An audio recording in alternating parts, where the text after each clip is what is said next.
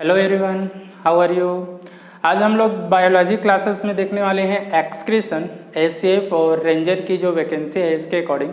तो हम लोग इस एक्सक्रीशंस को बहुत ज़्यादा डील नहीं करेंगे या डीप में नहीं देखेंगे, जो हमारा मेन सिलेबस से रिलेटेड है, या ये बोले कि जो जहाँ से क्वेश्चन आने की पॉसिबिलिटी है, संभावना है, हम केवल उन्हीं पॉइंट्स को क्या करेंगे, फोकस करेंगे, या ये बोले कि उसको हम अच्छे से पढ़ेंगे। तो हम बात करते हैं एक्सक्रीशंस की। सबसे पहले हम बात करें एक्सक्रीशंस की डेफिनेशन की, परिभाषा की बात करें तो इसको सिंपल डिफाइन कर सकते हैं। हमारे शरीर में पाए जाने वाले सभी उत्सर्जी पदार्थों को शरीर से बाहर करने की क्रिया उत्सर्जन कहलाती है। क्लियर है? मतलब हम बात कर रहे हैं हमारे शरीर में कोई भी ऐसे पदार्थ जो हमारे शरीर के लिए उपयोगी नहीं होते हैं, उन पदार्थों को शरीर से बाहर करना क्या कहलाता है? उत्सर्जन कहलाता है। तो सबसे पहले हम बात कर रहे हैं इसकी डेफिनेशंस की। उत्सर्जी पदार्थ, पहले इसको डिफाइन करते हैं। तो वे पदार्थ जो हमारे लिए या हमारे शरीर के लिए अनुपयोगी होते हैं, के लिए उपयोगी नहीं होते हैं, उपयोगी नहीं होता है, इसको हम क्या बोलते हैं? उत्सर्जी पदार्थ। और अगर हम बात कर रहे हैं उत्सर्जन की, तो उत्सर्जन क्या होगा? उत्सर्जी पदार्थों को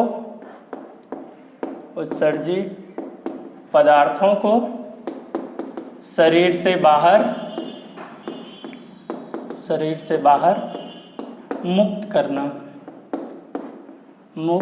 करना, ये क्या कहलाता है? उत्सर्जन कहलाता है। क्लियर है? तो सबसे पहले हम उत्सर्जन की सिंपल या बेसिक पॉइंट्स की बात करते हैं। इसमें दो चीज़ों को डिफाइन करना है, उत्सर्जी पदार्थ और उत्सर्जन। तो उत्सर्जी पदार्थ जो हमारे शरीर के लिए उपयोगी नहीं होते हैं, वो सभी पदार्थ क्या होंगे? उत्सर्जी पदार्थ। और इस उत्सर्जी पदार्थों को शरीर से बाहर या रिलीज करना, ये क्या कहलाता है? उत्सर्जन कहलाता है। हमारे टॉपिक के अकॉर्डिंग सबसे पहले हम लोग इसमें बात करते हैं पौधों में उत्सर्जन की, पौधों में उत्सर्जन, या फिर हम बात करते हैं एक्सक्रीशन इन प्लांट्स की बात कर रहे हैं, एक्सक्रीशन इन प्लांट की। देखिए, अगर हम पौधों में उत्सर्जन या एक्सक्रीशंस की बात करते हैं तो फिर से पहले हमको क्या करना पड़ेगा? इसके उत्सर्जी पदार्थ को डिफाइन करना पड़ेगा। तो पौधों में जो उत्सर्जी पदार्थ होते हैं, उत्सर्जी पदार्थ, तो इसमें जो मुख्य उत्सर्जी पदार्थ की अगर बात करें तो इसमें दो कैटेगरी में बात करते हैं। जैसे मुख्य उत्सर्जी पदार्थ जो मेन होता है या ज़्यादातर मात्रा में पाए जाते हैं, तो यहाँ पर मुख्य उत्सर्जी पदार्थ में हम लोग तीन की बात करते हैं। एक तो आता है ऑक्सीजन, दूसरा आएगा कार्बन डाइऑक्साइड, और तीसरा आता है H2O आता है। अब हम बात करते हैं हमारे डेफिनेशन के अकॉर्डिंग। तो हमारा डेफिनेशन ये बोलता है कि जो हमारे शरीर के लिए उपयोगी नहीं होते हैं। तो अगर हम पौधों के लिए बोल रहे हैं तो पौधों की में भी डेफिनेशन ये होगा, ऐसे पदार्थ जो पौधों के लिए उपयोगी नहीं होते हैं वो क्या कहलाएगा? उत्सर्जी पदार्थ। तो अब अगर हम बात कर रहे हैं ऑक्सीजन, ऑक्सीजन जो है पौधों के लिए उपयोगी नहीं होता है, क्योंकि हम बात करते हैं ये फोटोसिंथेसिस की क्रिया में क्या होता है? मुक्त होता है। तो जब तक वो ऑक्सीजन वहाँ पर रहेगा, फोटोसिंथेसिस प्रकाश संश्लेषण की क्रिया आगे नहीं होता है, तो इसलिए उसको वहाँ से रिलीज करना पड़ता है। कार्बन डाइऑक्साइड की बात करते हैं तो कार्बन डाइऑक्साइड पौधों के लिए उपयोगी होता है, लेकिन रात्रि के समय क्या होता है? पौधों में श्वसन की क्रिया होती है। तो अगर पौधों में श्वसन की क्रिया हो रही है तो कार्बन डाइऑक्साइड क्या होते जाएगा? मुक्त होते जाएगा। अब अगर वो वहीं पर रहा तो वो क्या करता है? एक एसिड बनाता है जो उसकी कोशिकाओं को नष्ट करने लगता है। तो उस कंडीशन में रात्रि के समय कार्बन डाइऑक्साइड को ये क्या करते जाता है? बाहर रिलीज करते जाता है। सेम कंडीशन H2O, अगर बहुत ज़्यादा जल की मात्रा हुआ तो ये पौधों के लिए क्या होता है? हार्मफुल होगा, नुकसानदायक होता है। तो इस तरह से इसको भी हम किस में रखते हैं? उत्सर्जी पदार्थ में। इसके बाद हम बात करते हैं अन्य उत्सर्जी पदार्थ की। इसकी अन्य उत्सर्जी पदार्थ में क्या क्या आएगा? देखिए, तो इसमें हम लोग बात करते हैं अन्य उत्सर्जी पदार्थ में, एक तो आएगा गोंद, जिसको हम बोल रहे हैं गम। दूसरा हम बात कर रहे हैं, इसमें आएगा कौन सा? सेकेंड रेजिन आएगा, और तीसरा हम बात करते हैं इसमें आता है कौन सा, टेनिन आएगा। ठीक है, तो गोंद हो गया, रेजिन हो गया, टेनिन हो गया, ये सारे क्या होते हैं, पौधों के अन्य उत्सर्जी पदार्थ होते हैं। ये उत्सर्जी पदार्थ जो होते हैं ये कहाँ रहता है, ये जो पुराने जाइलम कोशिका में, जाइलम कोशिका के द्वारा क्या होता है, उत्सर्जित होता है। ठीक है, तो उत्सर्जित होता है ये बोल सकते हैं। क्लियर है, जो पुराने रहेंगे जाइलम कोशिका, ये इसके द्वारा उत्सर्जित होगा। तो ये तो हो गया प्लांट्स की। अब प्लांट की अगर हम उत्सर्जी प्रोसेस की बात कर रहे हैं, मतलब क्रिया की, तो इसमें जो क्रिया होता है किसके किसके द्वारा ये उत्सर्जित कर सकता है, तो मेन इसमें जो क्रिया रहता है जल के लिए, ये कौन सा है, वाष्पोत्सर्जन, वाष्पोत्सर्जन के द्वारा कर सकता है। दूसरा हम बात करते हैं किसके द्वारा हो सकता है इसमें, रेस्पिरेशन के द्वारा, रेस्पिरेशन मतलब श्वसन के द्वारा, ये इसके द्वारा। और तीसरा हम बात करते हैं फोटोसिंथेसिस, ये प्रोसेस है, क्रिया, जिसके द्वारा क्या होता है, ये कुछ पदार्थ को मुक्त करते हैं, या ये बोल सकते हैं शरीर के बाहर इसको रिलीज करेंगे। क्लियर है, ये तो हो गया इसका प्लांट्स के लिए। नेक्स्ट हम लोगों को इसमें देखना है किसके लिए, एनिमल के लिए देखना है। तो देखिए एनिमल में हम लोग क्या क्या देखेंगे,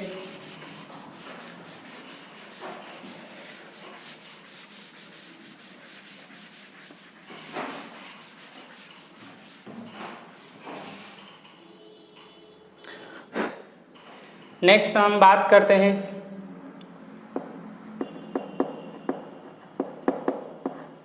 जंतुओं में उत्सर्जन, एक्सक्रीशन इन एनिमल्स की बात कर रहे हैं। तो सबसे पहले सेम कंडीशन डेफिनेशंस की बेसिस पर, तो पहला इसमें हम बात करते हैं उत्सर्जी पदार्थ की। तो जंतुओं में जो उत्सर्जी पदार्थ होता है इसको हम दो कैटेगरी में डिवाइड करते हैं। कौन कौन सा, एक तो हम बात करते हैं श्वसन के उत्सर्जी पदार्थ, इसमें एक डिवाइड करेंगे, और दूसरा हम लोग डिवाइड करते हैं किसकी, पाचन के उत्सर्जी पदार्थ।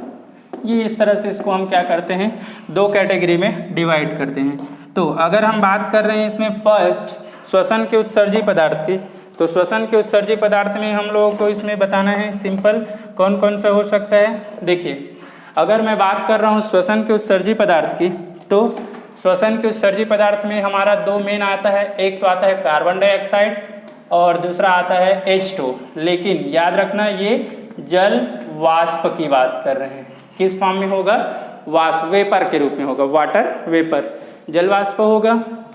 पाचन के उत्सर्जी पदार्थ बोल रहे हैं, तो पाचन में जैसे प्रोटीन है, तो प्रोटीन के पाचन से अमीनो अम्ल बनेगा। तो इसके बेसिस पर अगर मैं बात कर रहा हूँ एग्जाम्पल, तो इसमें जो मेन होता है ये क्या होता है, नाइट्रोजनी उत्सर्जी पदार्थ होता है, उत्सर्जी पदार्थ। अब नाइट्रोजनी उत्सर्जी पदार्थ में जो मुख्य होते हैं, मुख्य जो उत्सर्जी पदार्थ हैं, देखिए कौन कौन सा होगा। तो मुख्य में आता है अमोनिया,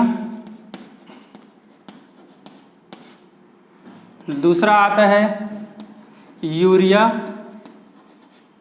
और थर्ड आ जाएगा तथा यूरिक अम्ल आएगा।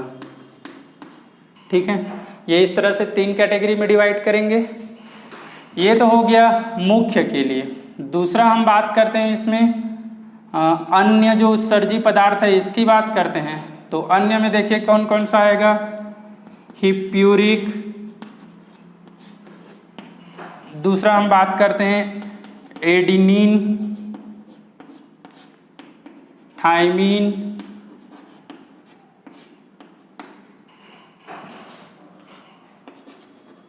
क्रिएटिन या क्रिएटिनिन बोलते हैं। ये इस तरह से इसमें क्या आ जाएगा, जो अन्य है या अदर एक्सक्रीटरी सब्सटेंस उत्सर्जी पदार्थ जो रहेगा ये आ जाएगा कि इसमें पाचन के में आ जाएगा। क्लियर है? तो इस तरह से हम बात करते हैं जो मेन उत्सर्जी पदार्थ है इसको हम लोग डिफाइन करते हैं जो जंतुओं में होता है 3 अमोनिया, यूरिया तथा यूरिक अम्ल। तो देखिए इसके बेसिस पर हम जंतुओं को 3 ग्रुप में डिवाइड कर सकते हैं। देखिए कौन सा? उत्सर्जी पदार्थ के आधार पर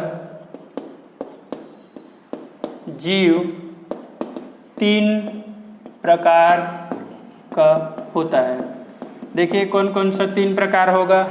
पहला अगर हम बात करते हैं तो इसमें आ जाएगा अमीनो टेलिक। पहला कौन सा आ जाएगा? अमीनो टेलिक। ये क्या करता है? अमोनिया का उत्सर्जन करता है। ठीक है, उत्सर्जन करता है। तो ये हो जाएगा कि इसमें अमीनो टेलिक में आ जाएगा। ठीक है, अमोनिया का जो उत्सर्जन करने वाले हैं इसमें अगर मैं एग्जाम्पल की बात करता हूँ तो इसमें क्या आ जाएगा? जलीय जीव आता है। ठीक है, कौन आता है? जलीय जीव। जैसे हम बात करें मछली है, ठीक है, और अगर हम बात कर रहे हैं मछली के अलावा इसमें तो कौन सा आ जाएगा? जो जलचर या जल में रहने वाले कीड़े वगैरह हैं। हाँ, याद रखिएगा जल में रहने वाले की मतलब ये नहीं है जैसे हम बात करें मगरमच्छ की, क्रोकोडाइल्स की बात करते हैं तो क्रोकोडाइल जो है सरीसृप है, फिश में नहीं आता है, तो इसलिए उसका उत्सर्जी पदार्थ अलग रहता है। ठीक है, तो ये याद रखिएगा। दूसरा हम बात करते हैं इसमें यूरियोटेलिक की। यूरियोटेलिक ये क्या करता है? यूरिया का उत्सर्जन करता है। ठीक है, यूरिया का उत्सर्जन करता है। जैसे एग्जाम्पल की बात कर रहे हैं इसमें आ जाता है कौन सा? स्थलीय जीव आता है। जैसे इसमें हम बात करते हैं सभी स्तनी जो रहता है, स्तनी जीव की बात कर रहे हैं, मेमल्स की, मनुष्य जो रहेगा इसमें आएगा।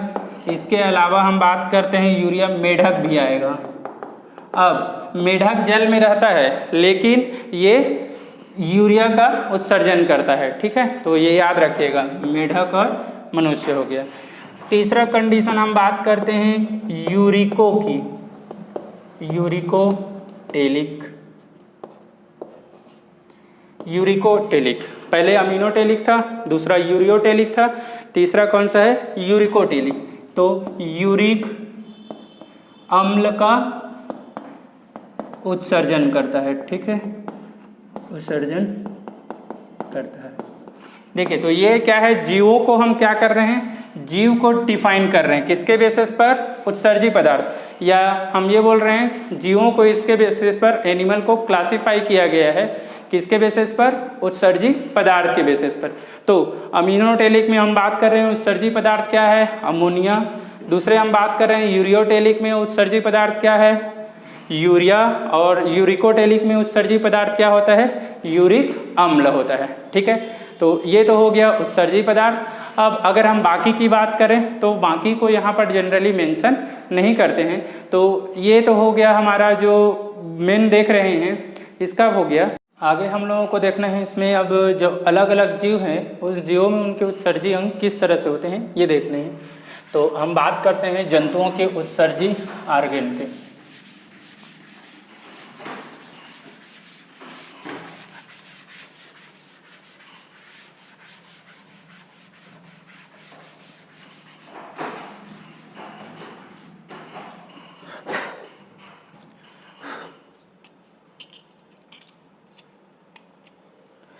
तो हम बात कर रहे हैं जंतुओं के उत्सर्जी अंग की बात कर रहे हैं। तो देखिए जंतु के उत्सर्जी अंग की बात कर रहे हैं तो हम लोअर निम्न श्रेणी के जीव से लेकर उच्च श्रेणी या हायर श्रेणी के जीव की बात करेंगे। ठीक है, सबसे पहले हम बात करते हैं इसमें जीव की, और यहाँ पर हम बात कर रहे हैं इसके कौन सा? उत्सर्जी अंग की। तो ये इस तरह से दो टेबल बनाएंगे।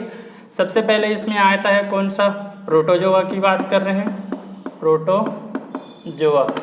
तो जो प्रोटोजोआ होता है अगर हम बात कर रहे हैं इसके, तो इसमें जो उत्सर्जी अंग है वो क्या होता है, प्रोटोजोआ में उत्सर्जी अंग जो है वो होता है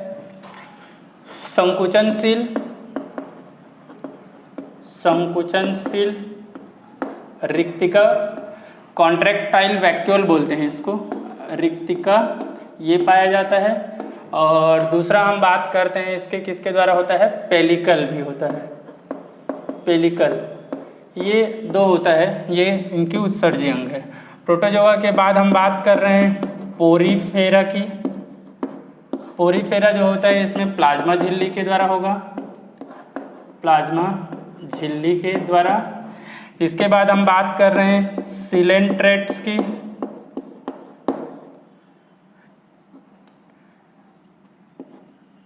ट्रेट्स की, सिलेंट्रेट्स जो होता है इसमें भी किसके द्वारा होगा, प्लाज्मा झिल्ली के द्वारा होता है। नेक्स्ट हम बात कर रहे हैं प्लेटीहेलमिन्थेस।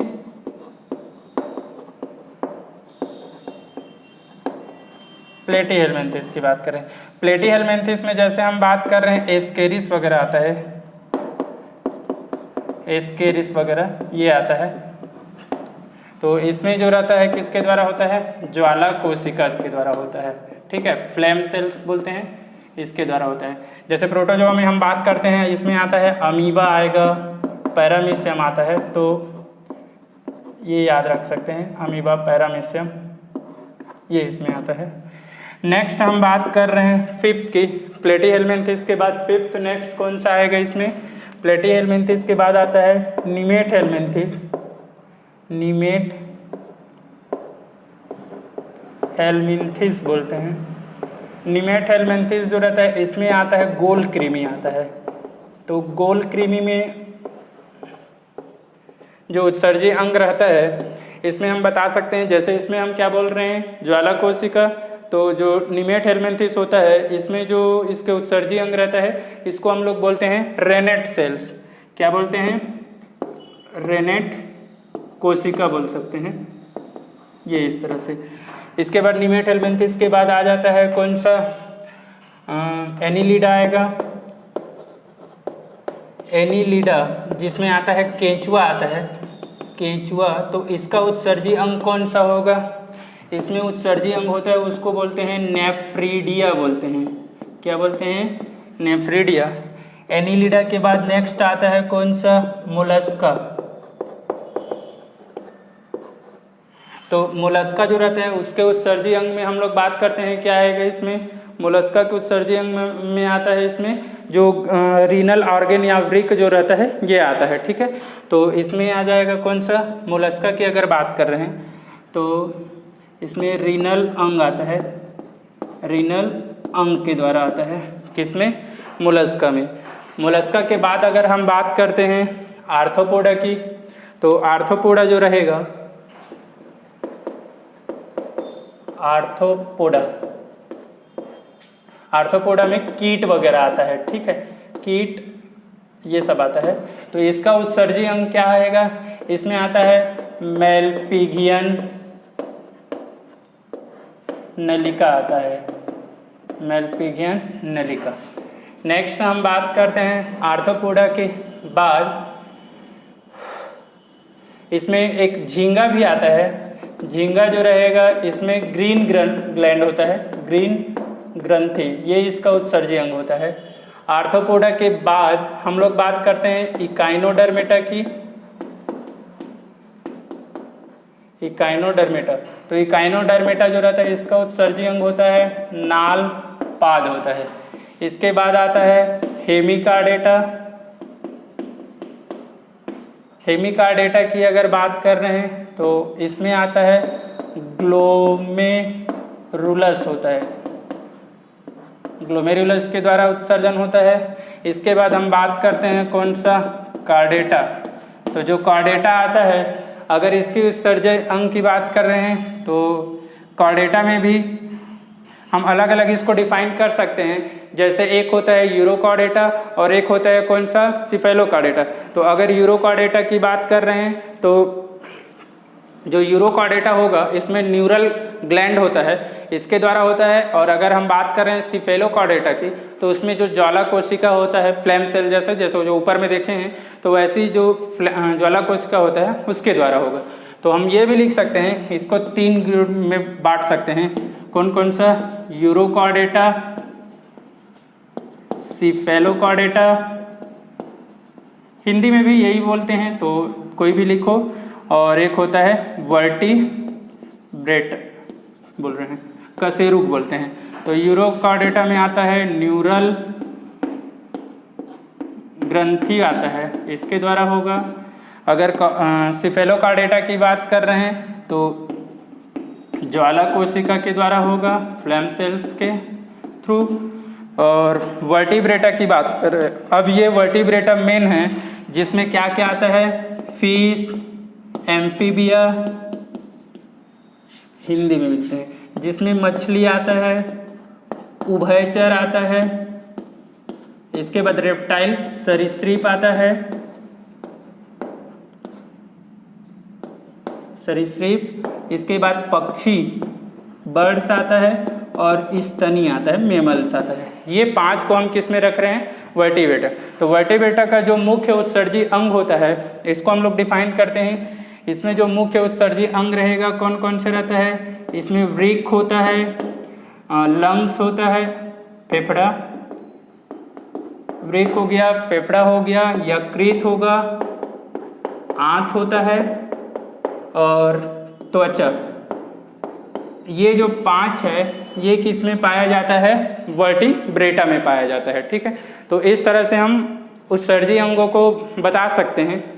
नेक्स्ट हम लोगों को देखना है मनुष्य का जो उत्सर्जी अंग है इसका। तो हमको मेन नेक्स्ट जो देखना है मनुष्य के रिस्पेक्ट में उत्सर्जन देखना है। तो मनुष्य में हम बात कर सकते हैं इसमें उत्सर्जन किसके थ्रू होता है या उसके उत्सर्जी अंग कौन सा होता है, इसकी बात करते हैं।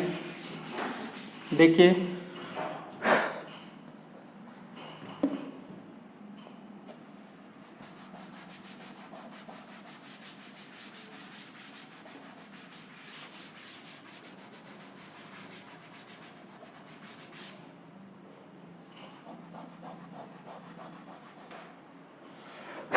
तो हम बात कर रहे हैं मनुष्य में उत्सर्जन। मनुष्य में उत्सर्जन की बात कर रहे हैं तो इसके सबसे पहले तो हम बात कर रहे हैं इसके कौन सा? उत्सर्जी अंग की। तो इसमें उत्सर्जी अंग कौन कौन से होते हैं?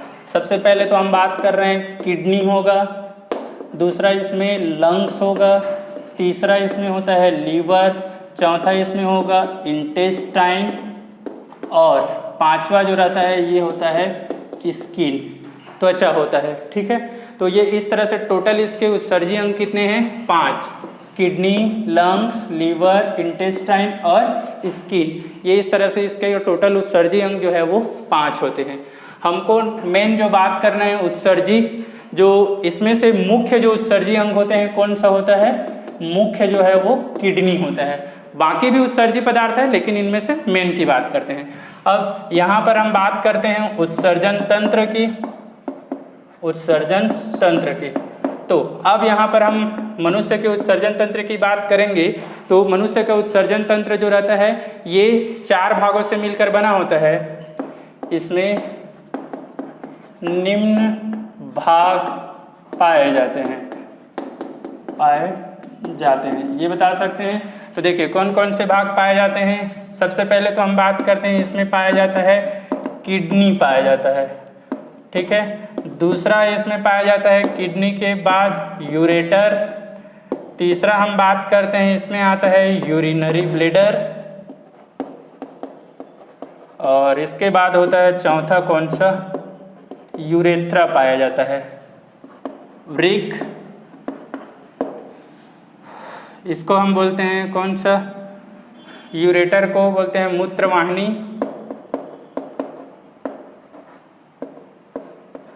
मूत्रवाहिनी के बाद हम बात कर रहे हैं इसको बोलते हैं मूत्राशय, और इसको बोलते हैं मूत्र मार्ग बोलते हैं। इसमें से इसकी संख्या होता है 2 की संख्या होता है, 2 की संख्या में पाया जाता है। अब ये भी क्या होगा 2 की संख्या में, और ये कितना होता है 1, ये भी कितना होता है 1 होता है। अब अगर हम बात करते हैं इसके डायग्राम की, देखिए बहुत ही सिंपल इसका डायग्राम हम लोग बनाते हैं।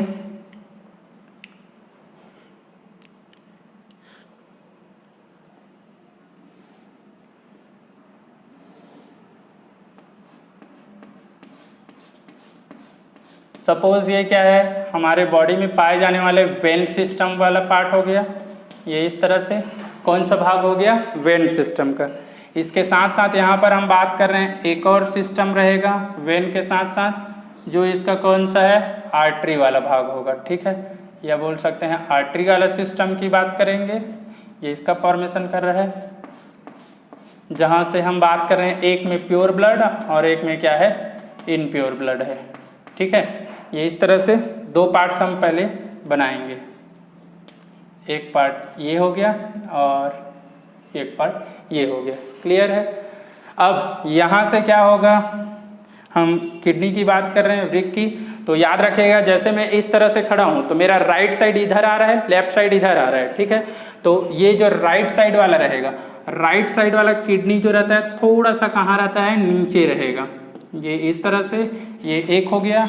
और दूसरा हम बात कर रहे हैं इसकी रिस्पेक्ट में, जैसे ये इधर यहाँ आ रहा है तो इसको थोड़ा सा क्या करना है ऊपर से बनाना है, ठीक है।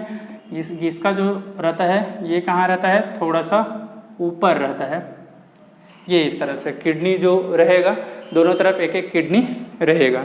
किडनी से क्या होता है एक एक ट्रैक निकलेगा ये इस तरह से, जिसको हम क्या बोलते हैं यूरेटर बोलते हैं। यहाँ से भी एक क्या होगा ये इस तरह से ट्रैक निकलेगा जिसको हम यूरेटर बोल रहे हैं। 1 मिनट, थोड़ा सा इसका डिस्टेंस जो है वो ज़्यादा हो गया है, इसको मेंटेन करते हैं। तो ये यहाँ से बनाते हैं,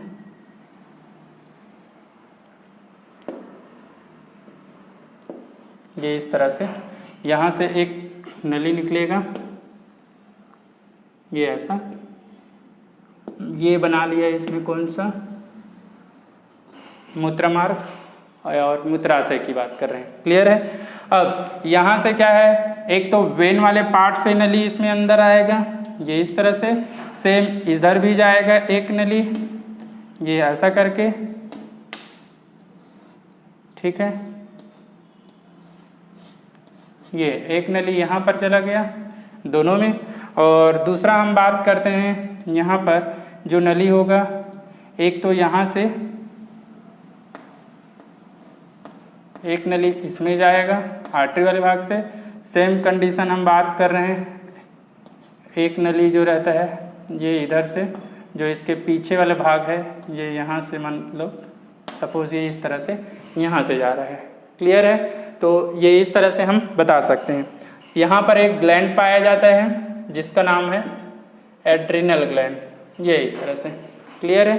अब हम बात करते हैं इसकी लेबलिंग की, तो लेबलिंग में बता सकते हैं ये वाला भाग हो गया कौन सा किडनी का हो गया, हिंदी वहाँ पर लिखा हूँ इसलिए लेबलिंग में इंग्लिश में कर रहा हूँ। ये हो गया यूरेटर, ये हो गया यूरिनरी ब्लैडर, और ये हो गया इसका कौन सा यूरेथ्रा हो गया, मूत्र मार्ग, मूत्राशय, मूत्रवाहिनी, और ये हो गया वृक्क। इसको हम लोग बोल रहे हैं अधिवृक्क ग्रंथि बोलते हैं। हार्मोनल सिस्टम पढ़ेंगे वहाँ पर आएगा अधिवृक्क ग्रंथि। ये हो गया धमनी, और ये हो गया इसका कौन सा सीरा वाला भाग, क्लियर है। ये इस तरह से हम क्या करते हैं मनुष्य का उत्सर्जन तंत्र की बात करते हैं, क्लियर है। अब मनुष्य की उत्सर्जन तंत्र की अगर बात कर रहे हैं तो इसमें हम सिंपली इसको डिफाइन कर सकते हैं। किस तरह से डिफाइन कर सकते हैं इसको देखिए, वृक्क को यूरेटर, यूरिनरी ब्लैडर और यूरेथ्रा, इसकी जो फंक्शन है इसको हम बेसिक पॉइंट्स के बेसिस पर किस तरह से डिफाइन करते हैं देखिए।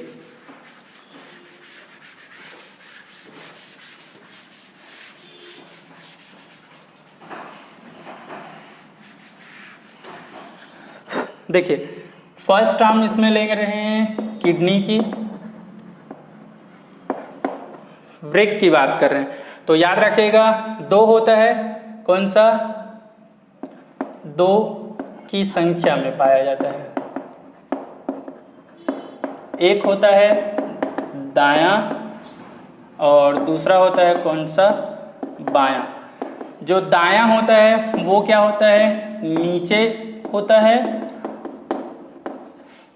और ये थोड़ा ऊपर होता है, ठीक है, ऊपर होता है।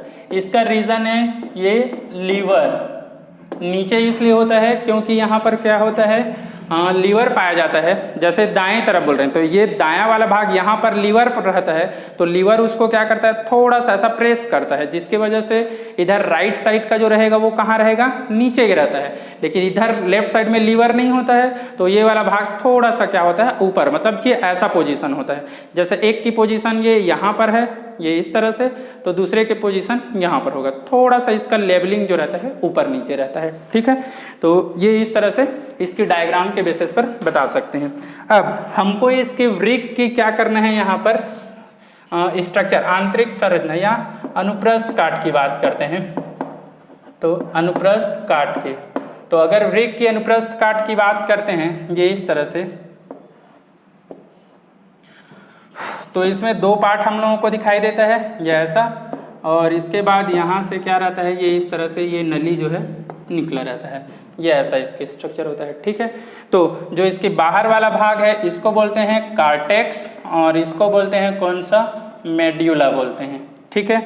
इसमें क्या होता है, बहुत सारे छोटे छोटे नलियाँ या नेफ्रॉन जो है वो पाया जाता है, जिसका इसमें जाल होता है। तो नेफ्रॉन का जो क्या होता है, बोमन कैप्सूल वाला पार्ट होता है, ये वाला। अभी नेफ्रॉन देखेंगे, ये ऐसा करके बहुत सारे क्या होता है इसमें स्ट्रक्चर होता है, ऐसा कप जैसे रहेगा, ये ऐसे, ये कप इधर रहता है, फिर इसके आगे का पार्ट ये इसमें ऐसा इम्बेडेड रहेगा, नीचे की ओर आता है, फिर ये ऊपर की ओर जाता है और फिर ये ऐसा रहेगा। तो इसको हम लोग अभी नेफ्रॉन करके देखेंगे, ये इस तरह की स्ट्रक्चर्स होती हैं, क्लियर है। इसके अनुप्रस्थ काट में क्या होता है, कॉर्टेक्स बाहर वाला भाग है ये, और ये मेड्यूला जो रहता है ये इसके क्या है, आंतरिक भाग है, अंदर की ओर रहता है, ठीक है। तो ये इस तरह से हम लोग इसको डिफाइन कर सकते हैं 2 कैटेगरी में, कौन कौन सा, अनुप्रस्थ काट और हम बात कर रहे हैं इसके आंतरिक काट में, क्लियर है। अब हम लोगों को बात करना है इसमें जो इसकी नली के अंदर जो छोटी छोटी संरचना है इसकी बात कर रहे हैं। तो चलिए इसको मिटाते हैं।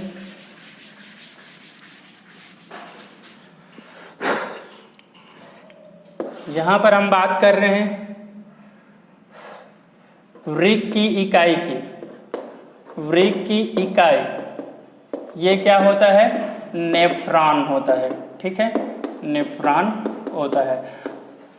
नेफ्रॉन जो क्या होता है, एक नलिकाकार संरचना होता है। ये जो ट्यूब लाइक स्ट्रक्चर जो दिख रहा है इसके अंदर, जब हम इसके अनुप्रस्थ काट देख रहे हैं तो इसमें जो क्या होता है, नेफ्रॉन पाया जाता है, नलिकाकार संरचना होता है। तो ये हम बोल रहे हैं नेफ्रॉन की बात करते हैं। फिर ये क्या होता है, नलिकाकार संरचना होता है, ठीक है, क्या होता है, नलिकाकार संरचना होता है। अब नलिकाकार संरचना होता है बोल रहे हैं तो मतलब इसमें हम पार्ट्स की बात करते हैं। तो यहाँ पर ये क्या होता है, इसकी स्ट्रक्चर में 2 भाग होता है। एक होता है कौन सा, मेलपिगियन बॉडी की बात, मेलपिगियन बॉडी, और दूसरा होता है स्त्रावी भाग। मेलपिगियन बॉडी जो रहता है यहाँ पर आता है कौन सा, बोमन कैप्सूल आता है, या इसको सैम्पुट बोलते हैं, बोमन संपुट करके भी बोलते हैं, ये भी याद रख सकते हैं, बोमन कैप्सूल या बोमन सैम्पुट। और स्त्रावी भाग, स्त्रावी भाग में क्या होता है, फिर से 3 भाग आते हैं। इसमें क्या होता है, एक आता है PCT, एक आता है हेनले लूप, और एक आता है इसमें कौन सा, DCT। इसको बोलते हैं समीपस्थ कुंडलित नलिका बोलते हैं, ठीक है। और इसको क्या बोलते हैं? दूरस्थ कुंडलित नलिका बोलते हैं। और ये DCT सॉरी हेनले लूप, ये तो यही है, हेनले लूप होगा। और ये DCT को क्या बोलते हैं? दूरस्थ कुंडलित नलिका बोलते हैं। क्लियर है? तो इस तरह से इसको हम डिफाइन करते हैं। नेक्स्ट हम लोगों को देखते हैं नेफ्रॉन की स्ट्रक्चर। देखिए, नेफ्रॉन को मैं बहुत ही सिंपल डायग्राम बना रहा हूँ क्योंकि हमको सब्जेक्टिव पेपर की प्रिपरेशन नहीं कर रहे हैं, हमको इसके पार्ट से मतलब है। तो देखिए, इसकी स्ट्रक्चर तुम लोग ये इस तरह से याद रख सकते हैं।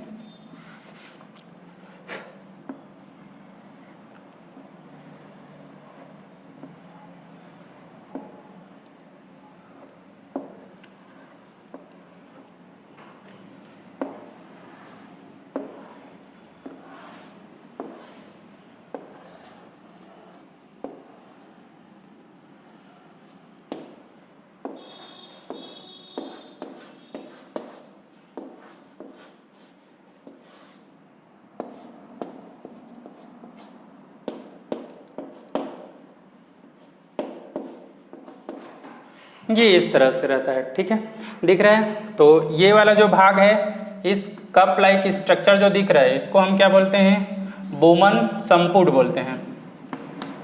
बोमन संपुट ये बोल रहे हैं। ये वाला जो भाग है PCT है। ये वाला भाग कौन सा है? हेनले लूप है। ये जो यहाँ से जो छोटी नली दिख रहा है, और इसको हम क्या बोलेंगे? DCT। और ये इसका क्या है? संग्राहक नलिका। संग्राहक नलिका इंग्लिश में बोलते हैं कलेक्टिंग डक्ट। और ये आगे चलकर किसको जुड़ता है? मूत्रवाहिनी में जाता है। और मूत्रवाहिनी फिर यूरिन को कहाँ ले जाता है? मूत्राशय में ले जाता है। क्लियर है? तो ये इस तरह से हम इसका बताते हैं। अब यहाँ पर क्या होता है? जो बोमन संपुट होगा, इस बोमन संपुट में दो नली होता है। एक ऐसा नली होगा और एक जो रहता है ऐसा नली होता है, ठीक है। याद रखिएगा, जो इधर का नली रहता है, ये वाला नली क्या होगा? थोड़ा सा चौड़ा होता है, दिख रहा होगा। इसमें मैं क्या है? थोड़ा सा सकरा बनाया हूँ और ये बड़ा बनाया हूँ, ये इस तरह से। तो इसको बोलते हैं अपवाही और इसको बोलते हैं अभिवाही। इफ्रेंट और एफ्रेंट बोलते हैं, ठीक है। इसके बाद ये जो नली रहता है, यहाँ पर क्या होता है? एक जाल जैसे संरचना बनाता है, दोनों आपस में मिलकर ये छन्नी जैसे संरचना बनाता है। इसको क्या बोलते हैं? ग्लोमेरुलस बोलते हैं। क्या बोलते हैं? ग्लोमेरुलस बोलते हैं। क्लियर है? यही ग्लोमेरुलस क्या करता है? जो हमारे ब्लड है उसका फिल्ट्रेशन का काम करता है, उसको छलने का काम, मतलब ब्लड में जो भी इनप्योरिटीज अशुद्धियाँ रहती हैं उसको ये क्या करता है? फिल्टर करता है। क्लियर है? तो ये नेफ्रॉन की स्ट्रक्चर समझ में आ गया होगा। कौन कौन से भाग है?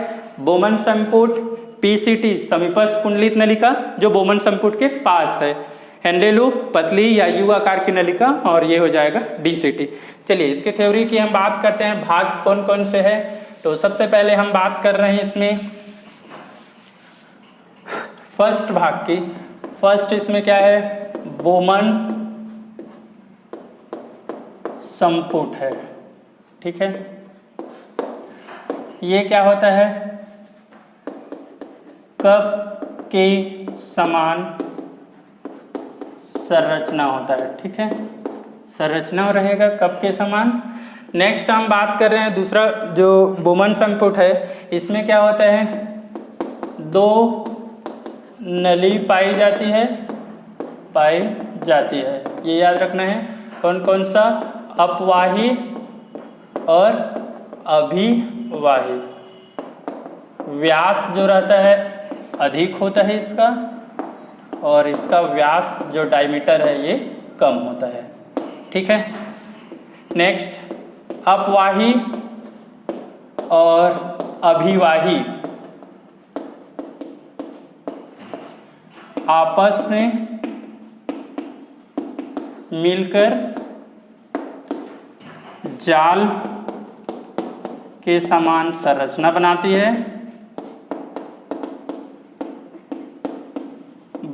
है जिसे क्या बोलते हैं, ग्लोमेरुलस कहा जाता है। ये है। दूसरा हम बात कर रहे हैं PCT, समीपस्थ कुंडलित नलिका की, ठीक है। तो बोमन संपुट के पास स्थित मोटी कुंडलित नलिका बोल रहे हैं, ठीक है, ये हो जाएगा। तीसरा हेनले लूप, तो इसमें हम बात कर रहे हैं यू आकार की नलिका होता है, यू आकार की नलिका। अब इसमें क्या होता है, दो भाग होंगे, दो भाग कौन कौन सा, एक अवरोही नलिका और दूसरा जो रहता है उसको क्या बोलते हैं, आरोही नलिका। अब अवरोही और आरोही क्या होता है, अवरोही मतलब यू आकार का वह भाग जो नीचे की ओर जा रहा है, मतलब यहाँ पर ये फ्लूइड को कहाँ लाएगा, नीचे की ओर, तो ये वाला भाग क्या है इसका, अवरोही। यहाँ पर फ्लूइड जो है वो कहाँ जाएगा, ऐसा ऊपर जाएगा, तो ये वाला भाग क्या होगा, आरोही वन होगा, ठीक है। तो ये हो गया नलिका में दो भाग की, कौन कौन सा, अवरोही और आरोही। एक लास्ट पार्ट ये है DCT, तो बोल सकते हैं बोमन संपुट के दूर स्थित मोटी कुंडलित नलिका, मोटी कुंडलित नलिका। तो ये इस तरह से केवल याद रख सकते हैं, क्लियर है। PCT बोमन कैप्सूट के पास स्थित मोटी कुंडलित नलिका, इससे ये मोटा दिख रहा है। DCT बोमन कैप्सूट के दूर स्थित मोटी, ये मोटी है, मोटी कुंडलित नलिका। तो इस तरह से हम इसमें डिफाइन कर सकते हैं। अब एक चीज और बता रहे हैं, जो यहाँ पर रहता है एक नेटवर्क भी रहता है जिसमें धमनी और सीरा वाला जो रहता है, तो वो जो है नेटवर्क है हमको अभी बताने की जरूरत नहीं है, क्योंकि वहाँ अभी बनाएंगे तो ये स्ट्रक्चर जो है वो क्या है, रफ जैसे दिखेगा, क्योंकि इसमें ऐसा बहुत सारे नली बनेंगे, ऐसा अगर मैं नली बनाया ऐसे तो ये वाला जो है क्लियर नहीं रहेगा, इसलिए मैं वो नली अभी नहीं बना रहा हूँ, क्लियर है। तो ये हो गया नेफ्रॉन की स्ट्रक्चर और ये इसका PCT, क्लियर है। इसके आगे का जो लेक्चर है वो हम लोग क्या करेंगे, नेक्स्ट वीडियो में देखेंगे, क्लियर है। Thank you.